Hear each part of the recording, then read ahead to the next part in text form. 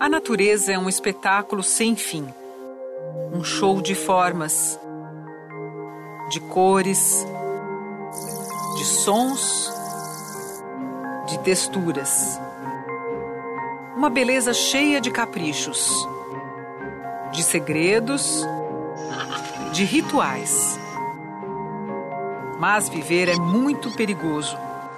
Exige habilidades, estratégias para se proteger, para atacar, para conseguir alimento, para procriar. E a regra é uma só: sobreviver. Calcula-se que existam hoje no nosso planeta cerca de 9 milhões de espécies de seres vivos, mas pouco mais de 1 milhão está descrita pela ciência. Se ainda hoje há muito o que pesquisar e conhecer, imagine então no século XIX, época em que Charles Darwin viveu. O conhecimento limitava-se a alguns milhares de espécies. A natureza era um grande mistério a se desvendar. Charles Darwin foi um naturalista inglês que dedicou a vida ao estudo da origem e a diversidade das espécies e propôs uma teoria que revolucionou o pensamento científico. Quanto mais espécies os cientistas descobriam e estudavam, mais crescia a dúvida. Como surgiram e se desenvolveram tantas espécies diferentes? Na época, vigorava uma teoria chamada criacionista, que dizia que as espécies eram obras de um criador. Essa ideia de que existe uma certa estática na diversidade dos organismos. Você tem um criador, você tem uma entidade externa ao mundo biológico que cria todo o mundo biológico de uma só vez. Durante os quase 5 anos em que viajou pela América do Sul, Darwin foi colecionando uma série de evidências que contradiziam essa ideia criacionista. No Brasil, Darwin entrou em contato profundo com essa biodiversidade. Entrou pela primeira vez numa floresta tropical em todo o seu esplendor e se deparou com uma variedade de vida e de ambientes jamais imaginada por ele. Esse espanto dele de sair de uma natureza da Inglaterra que ele conhecia, que ele fazia excursões, mas que ele via poucas espécies de plantas, de insetos. E aqui no Brasil ele chegava no Rio de Janeiro, chegou em Salvador, e ele caminhando dentro da cidade, ele via uma enormidade de espécies diferentes, de plantas, de insetos, etc. Então isso foi a primeira coisa que o impressionou, a maravilha da floresta, da Mata Atlântica. Na Argentina, na praia de Punta Alta, o naturalista encontrou e coletou fósseis pré-históricos de um tatu e uma preguiça gigantes. Essa é uma reprodução de um bicho preguiça gigante da pré-história. Como dá para ver, ele é muito parecido com o bicho preguiça que a gente conhece hoje, só que bem maior. Para Darwin, isso era uma evidência de que as espécies mudam ao longo das gerações e que, nesse processo, novas espécies poderiam surgir a partir das antigas. E os fósseis vão te mostrar que espécies que um dia existiram não existem mais, né? Então esse é um ponto de ligação para o pensamento evolutivo mesmo, o pensamento de que as espécies estão mudando. Elas sofrem modificações ao longo do tempo, mas ao longo de um tempo muito profundo, ao longo do tempo geológico. Isso é fundamental em derrubar aquela questão estática que se pensava antes. As observações de Darwin em Galápagos, um arquipélago de 13 pequenas ilhas na costa oeste do Equador, reforçaram ainda mais suas ideias evolucionistas. O Darwin, quando ele encontra Galápagos, ele encontra ali um modelo onde ele podia testar sua teoria. E Galápagos, o que acontece é que você tem uma série de ilhas, cada uma tem uma idade diferente. E a ideia é que os organismos foram passando de uma ilha para outra conforme, ou seja, eles foram colonizando as ilhas novas conforme elas surgiam. E lá eles vão encontrar um outro lugar, um outro nicho, um outro ambiente, onde eles também vão evoluir e vão se desenvolver e vão se adaptar a condições diferentes. Então, os organismos da ilha nova vão ser diferentes dos organismos da ilha velha. Para Darwin, ficava claro, indivíduos de uma mesma espécie apresentam variações entre si. Por exemplo, você tem ali os tentilhões, E o que Darwin observou é que os diferentes tentilhões são pássaros, tá? Eles tinham os bicos muito diferentes. Alguns tinham o bico grosso, alguns tinham os bicos fininhos. E daí ele foi relacionando isso ao lugar onde esses tentilhões viviam. Percebeu que os tentilhões com bicos mais fininhos comiam gramíneas, sementinhas pequenas. Os tentilhões com bicos maiores comiam já sementes mais grossas, que eram mais difíceis de quebrar. Então ele conseguiu relacionar a diversidade morfológica desses organismos, né, dos tentilhões, com talvez uma adaptação ao mundo em que eles precisavam viver. Para Darwin, a tese da evolução das espécies ficava cada vez mais evidente. Outro argumento a favor, o tamanho praticamente constante das populações. A maioria dos seres vivos, seja vegetal ou animal, tem grande capacidade de reprodução, produzindo muitos descendentes. Entretanto, apenas alguns chegam à idade adulta, mantendo praticamente o número de indivíduos ao longo das gerações. Portanto, conclui Darwin, forças externas atuam sobre os indivíduos.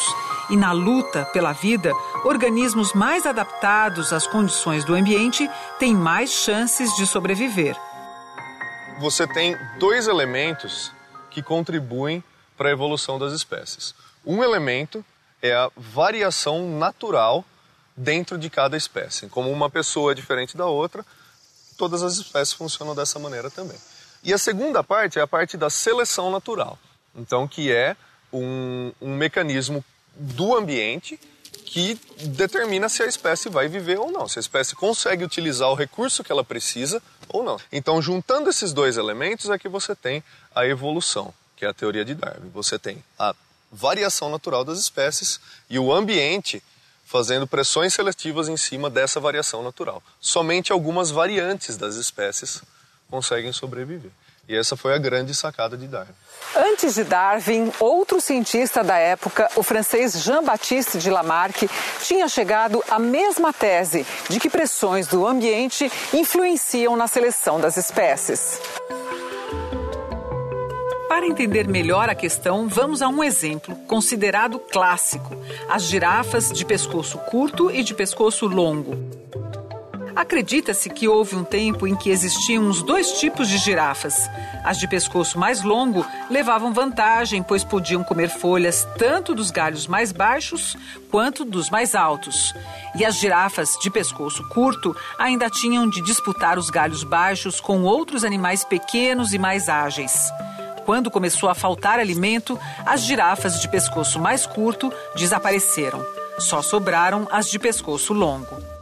Lamarck acertou em relacionar as mudanças herdadas com as influências do meio, mas errou na interpretação da forma de transmissão. O principal mecanismo da teoria de Lamarck era a questão do uso e desuso. Ele acreditava que as girafas originalmente tinham o pescoço curto, isso a gente sabe por causa de fósseis, e porque elas ficavam esticando seus pescoços tentando atingir as copas das árvores, elas iam acabar alongando os pescoços e os filhotes dela iam ter pescoços cada vez mais longos, porque elas precisavam usar o pescoço. Na verdade, Darwin não acreditava nisso. Você tem, por exemplo, uma girafa ancestral que tem o pescoço curto e ela tem 5 filhotes. Desses 5 filhotes, um deles tem o pescoço mais longo, tá? Esse filhote que tem o pescoço mais longo consegue adquirir mais recursos, enquanto os outros não conseguem. Então os outros acabam não sobrevivendo e o filhote com o pescoço mais longo acaba deixando descendentes que também têm pescoço mais longo. A tese da evolução das espécies de Darwin foi comprovada definitivamente com a descoberta dos genes, que são as partículas que transmitem as informações genéticas de pais para filhos. A hereditariedade é o que fecha a tese de Darwin. Então a tese de Darwin, ela depende da herança com modificação. Nada que é adquirido durante a sua vida, por exemplo, se você extrai um dente do siso, o seu filho não vai nascer sem o dente do siso. Qualquer característica que é adquirida, ela não é automaticamente transmitida. Somente as características que são mutações no código genético é que são transmitidas. Quer um exemplo atual de seleção natural provocada por nós, seres humanos? As superbactérias. As superbactérias são resultado da utilização pesada de antibióticos, seja pelas pessoas ou hospitais.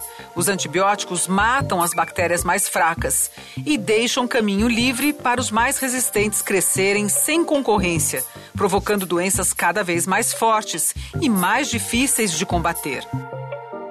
Darwin estava realmente à frente do seu tempo. Sem a teoria de Darwin, a gente não conseguiria entender os organismos com quem a gente divide o planeta. Darwin só publicou sua tese em 1858, mais de 20 anos depois da viagem a Galápagos. Darwin não chegou a essas conclusões sozinho. Durante toda a viagem do Beagle e mesmo depois em Londres, trocou dados e informações com amigos e pesquisadores, principalmente Alfred Wallace, considerado coautor da teoria da evolução. Ele ficou 4 anos na Amazônia, entre 1848 e 1852. Ele vai olhar a natureza da Amazônia, a diversidade de plantas, de animais no Vale Amazônico, e começa a sair com a mesma questão que o Darwin saiu daqui do Brasil. Como explicar esse enorme diversidade? Qual é o mecanismo que explica isso? Então essa questão vai se resolver na cabeça do Darwin alguns anos depois e do Wallace, e mais ou menos independentemente e ao mesmo tempo.